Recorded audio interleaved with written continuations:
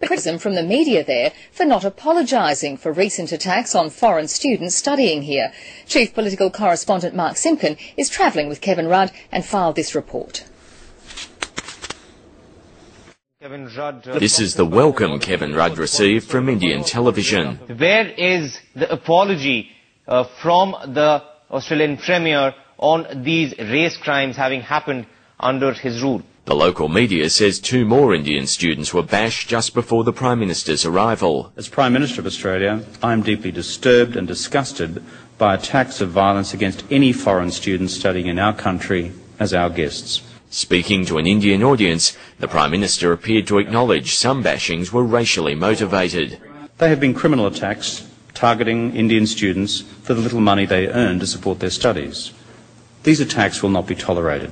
A response that didn't placate his media critics. What does your government intend to do to make sure that these incidents are reduced? The Indian government has been saying again and again that even one attack is an attack too many. The premise of your question, that there is a growing racism in Australian society, I think is wrong. I disagree with it. Even India's Prime Minister raised the issue. I conveyed my concerns to Prime Minister Rudd about the safety, security and well-being of our students. That doesn't mean India is turning its back on Australia.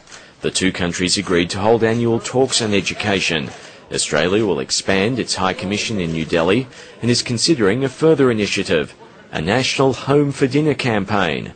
In a press release issued, then hurriedly withdrawn, the government encouraged Australian families to invite Indian students over for a barbecue.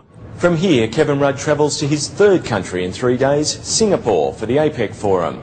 Climate change and trade will be on his agenda, along with a more sensitive subject, asylum seekers and the so-called Indonesian solution. Mark Simpkin, ABC News, New Delhi.